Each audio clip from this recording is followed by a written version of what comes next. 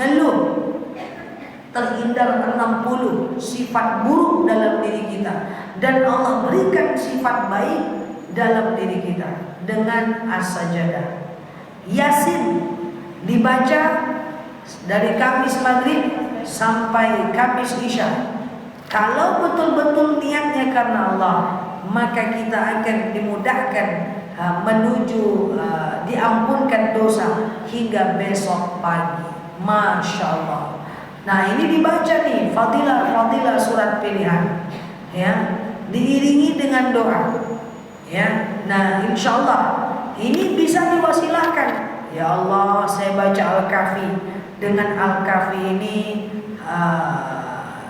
diangkatlah dosa-dosa almarhum ibuku, diampunkan dosa-dosa almarhum suamiku. Boleh digitukan. Al-Waqiah tadi untuk apa? Rezeki. Ya Allah, saya baca Al-Waqiah, dengan Al-Waqiah ini lancarlah rezeki suamiku, kayakanlah anakku, mapankanlah suamiku, mudahkanlah suamiku kerja, lancarlah usahanya. Boleh digitukan.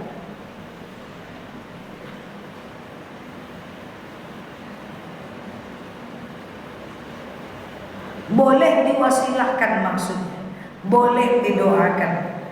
Tapi ingat, tetap hatamkan Al-Qur'annya. Ustazah, bagaimana kalau kami haid? Nah, doain dulu. Kayaknya yang haid 3 orang lah ya juga.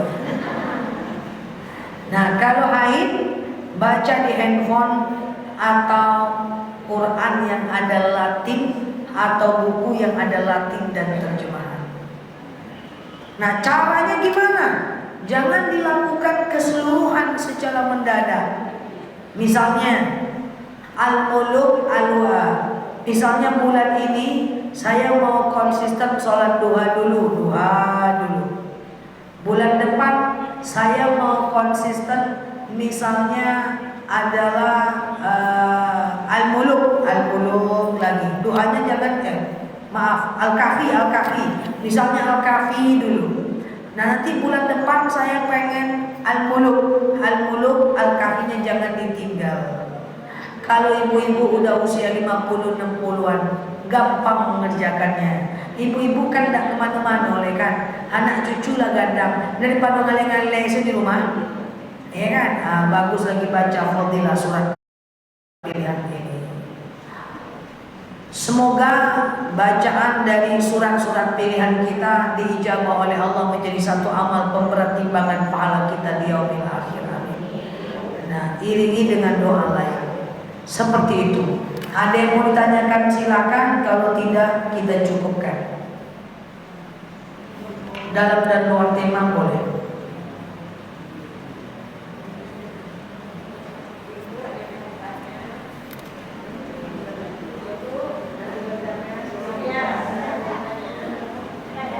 Udah paham?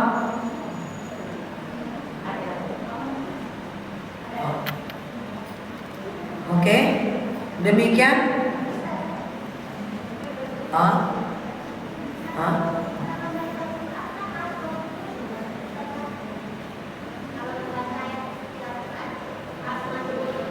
Baik, Ustazah, membaca ayat suci Al-Quran, apakah saya harus wudhu?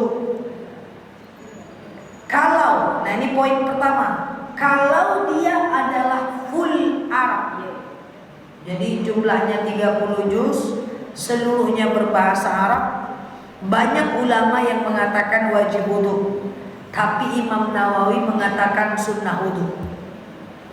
Perbedaan pendapat. Tapi kalau dia bercampur dengan Latin, bercampur dengan terjemahan, boleh tanpa wudhu. Tapi sayang kalau bisa ya wudhu. Boleh nggak membacanya sambil selonjoran, baring? Boleh. Alladzina yadhkurunallaha qiyaman wa qu'udan wa 'ala junubihim wa yatafakkaruna fi khalqis samawati wal ardh. Ingatlah Allah saat tegak, duduk dan berbaring.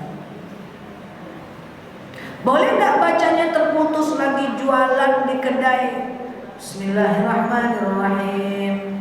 Baru 2 ayat. Bu, bali mie goreng bu, ladeni dulu orang itu. Setelah itu baru 2 ayat. Bu, bali lado bu, aladeni dulu. Boleh, nggak masalah.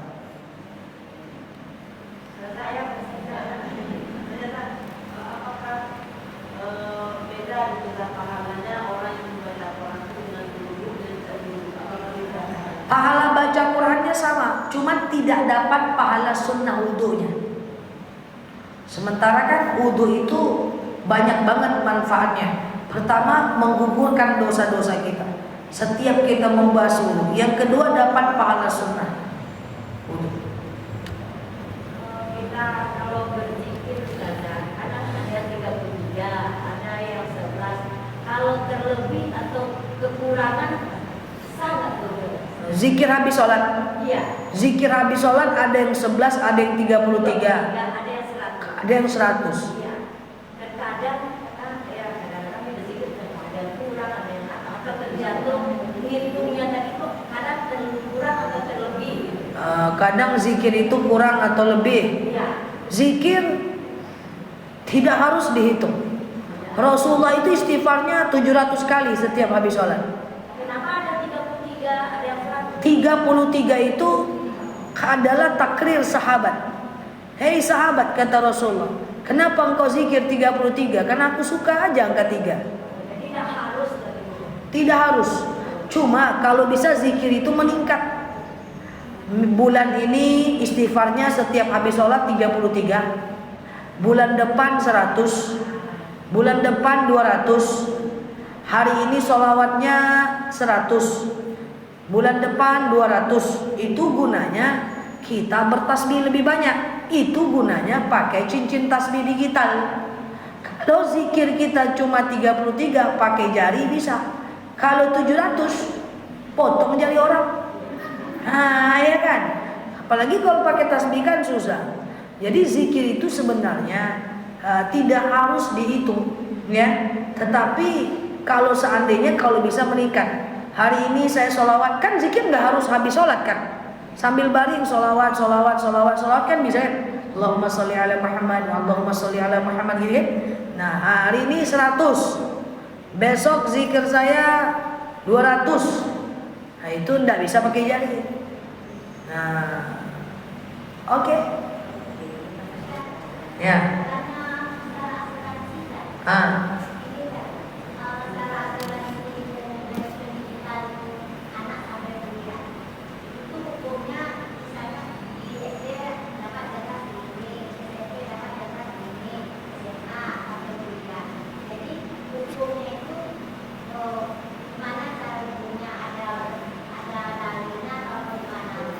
Ya, terakhir yang mana tadi Mbak?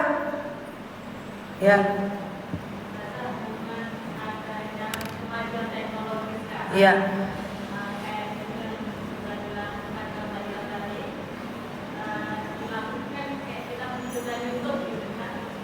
Mendengar saja. Pahala mendengar bacaan Al-Quran beda dengan membaca Al-Quran. Yang tadi saya sampaikan Al-Waqi'ah Al-Kahfi dalam hadis jelas idza quri'a harus baca. Beda dengan pahala mendengar. Sementara kalau kita memutar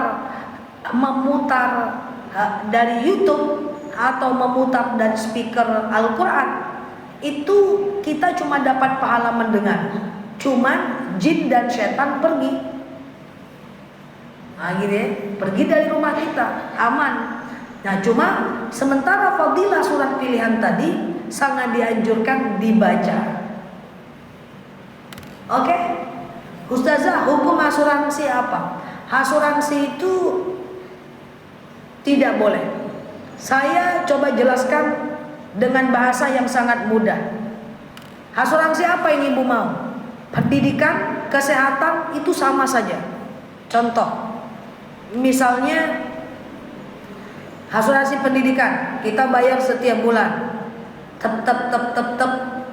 Lalu dia mencairkan uangnya kapan?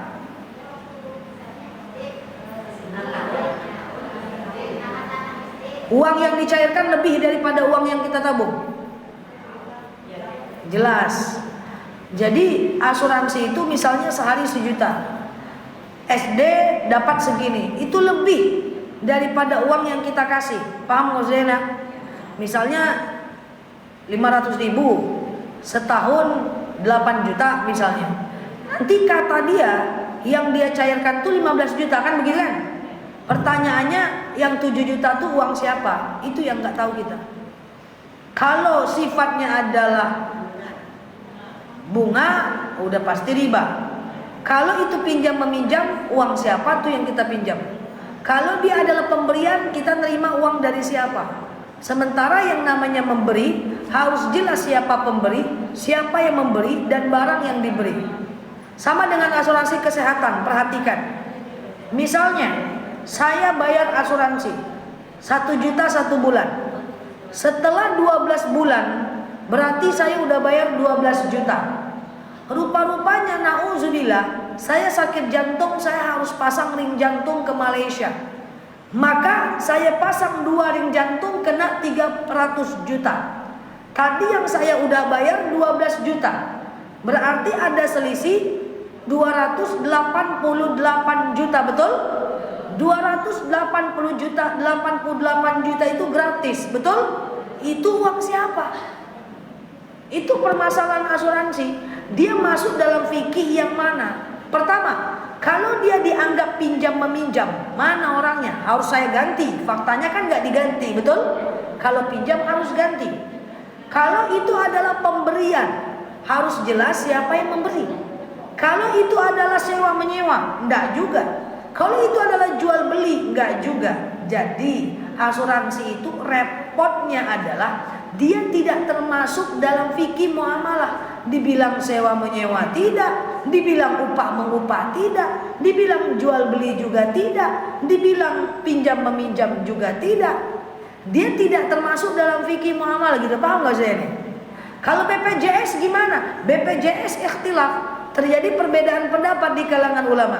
Yang pertama, ada yang mengatakan BPJS itu sama dengan yang lain, ada muatan ribanya. Yang kedua, ada pendapat yang paling kuat, dia dibolehkan.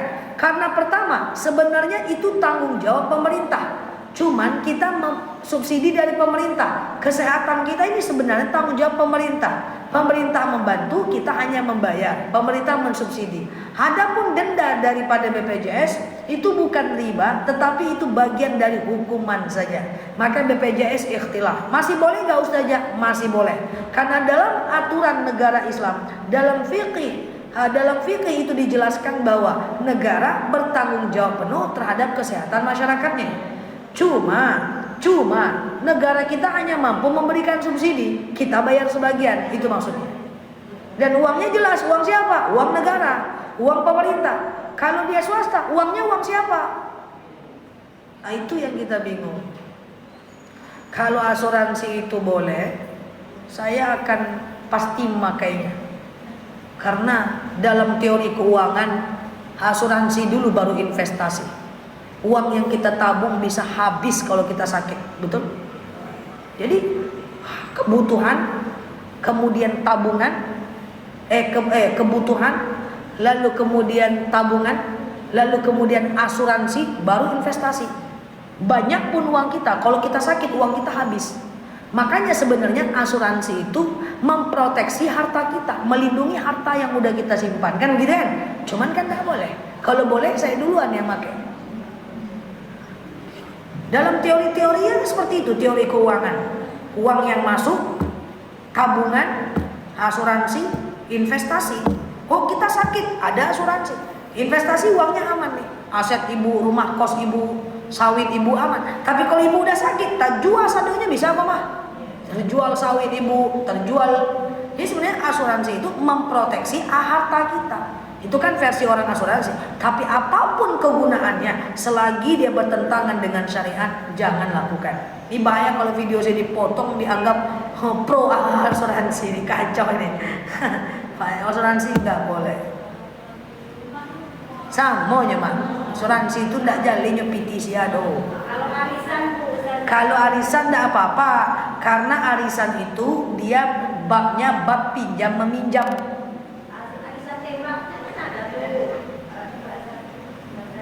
Ya. Arisan tembak namanya. Kasih tahu saya. Pertama di kita dikasihnya nomor 1 gitu kan. Tapi ini kan dipotong, umpamanya 1 juta dikasih 900. 100-nya buat apa? Nah, itu yang megang. Kalau nggak tahu nggak bisa. Kalau untuk kepentingan bersama bisa. Nggak ada. Untuk yang punya uang, yang punya uang.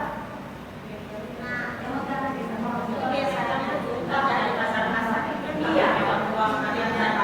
Yang punya uang itu dikasih. Tukang nyimpan. Ya. Cair 1 juta. Diberikan 900 ya. Dikasih 900. Juta juga.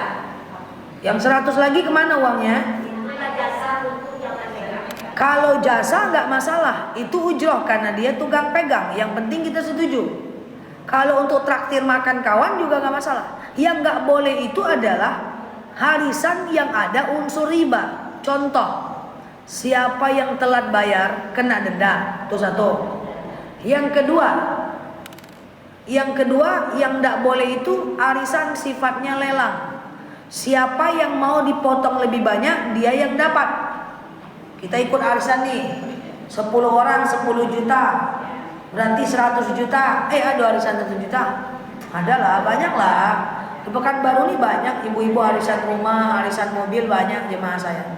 Nah misalnya nih arisannya 1 juta, kali 10 orang 10 juta. Nanti kumpul siapa yang dapat hari itu. Lelang, saya bu 10 juta, datang lagi ibu. Saya bu 9.800.000. Ibu, saya bu 8 juta. Maka yang cair hari itu adalah ibu. Yang 8 juta. Sisanya 2 juta untuk kepentingan bersama atau untuk apapun. Jadi semakin dia butuh uang, semakin ditekan harganya dengan lelang. Itu haram. Ada yang kayak gitu. Banyak. Dia butuh duit, dia makin ditekan. Itu yang tidak boleh. Tapi kalau arisan kocok, tidak apa-apa lah. Miskin kayun rako surgo, saya dapat, itu tidak apa-apa itu kan. Loh ada ustazah yang bilang arisan itu tidak boleh. Boleh kalau nggak melanggar syariat. Lah dia kan hutang lah, hutang kan nggak apa-apa, yang penting dibayar. Lah kalau dia meninggal, lah kan ada ahli warisnya. Oke? Ini ada ikut arisan lah. Wajah-wajah arisan semua. Tapi kalau saya pernah ikut arisan itu, sekali saya ikut, itu pun kakak saya yang nyuruh, cobalah deh ikut arisan. Saya memang merasa berhutang ikut arisan. Ujung-ujungnya saya bayar semuanya. Nikah terus gitu. Saya terakhir aja nanti karena tak terbiasa. Tapi saya tidak larang arisan, boleh. Lah,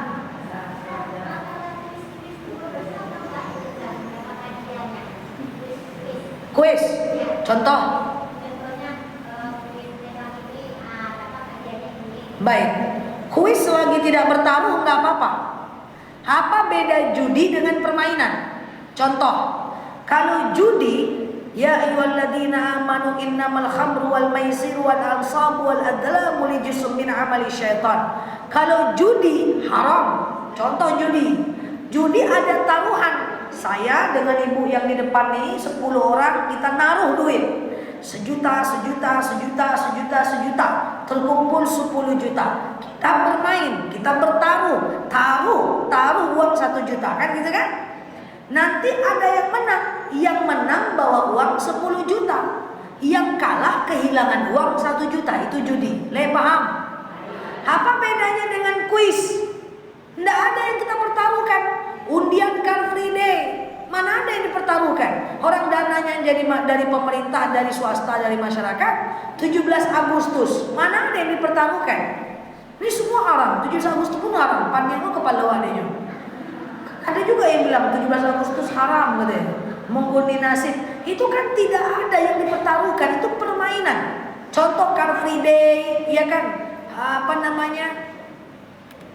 Time zone, dapat boneka, permainan time zone, itu mana ada taruhan?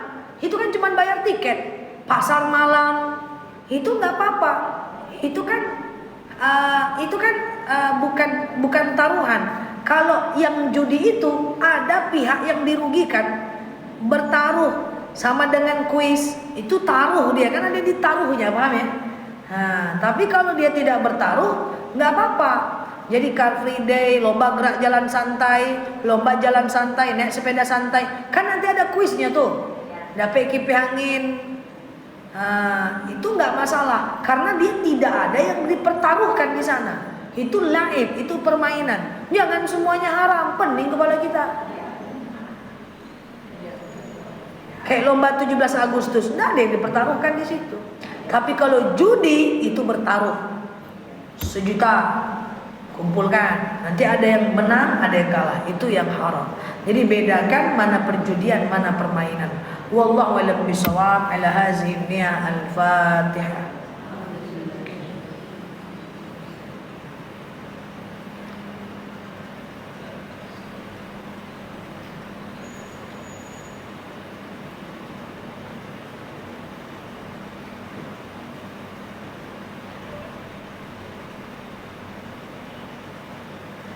Amin ya Allah, amin ya Rahman, amin amin ya mujibah sa'ilin. Allahumma salli ala Muhammad wa ala ali Muhammad. Allahumma inna nas'aluka ridhaka wal jannah, na'udzubika min sakhatika wan nar. Allahumma inna nas'aluka salamatan fi dinina, afiyatan fi jasadina, ziyadatan fi ilmina, barakatan fi rizqina, taubatan qabla al-maut, rahmatan indal maut, maghfiratan ba'da al-maut. Allahumma hawwin 'alaina fi sakaratil maut, najatan minan nari wal 'afwa 'indal hisab. Allahumma antas salam, minka salam, wa ilaika ya'udu salam. Fahina rabbana bisalam, دخلنا الجنة دار السلام. تبارك ربنا وتعالى يا هذا الجلال والإكرام. اللهم إنا نعوذ بك من الهم والهزل، نعوذ بك من العجز والكسل، نعوذ بك من الجبن والبخل، نعوذ بك من غلبة الدين وقهر الرجال. اللهم يسر علينا أمورنا ولا تعسر علينا أمورنا يا رب العالمين. اللهم إن كان رزقنا في السماء فأنزل، وإن كان رزقنا في الأرض فأخرجه، وإن كان رزقنا بعيدا فقربه، وإن كان رزقنا حراما فطهره، وإن كان قليلا فكثره يا رب العالمين. اللهم ربنا انفعنا بما علمتنا وعلمنا ما ينفعنا. اللهم ربنا هب لنا من الصالحين، ربنا هب لنا من الصالحين. اللهم يسر علينا أمورنا ولا تعسر علينا أمورنا يا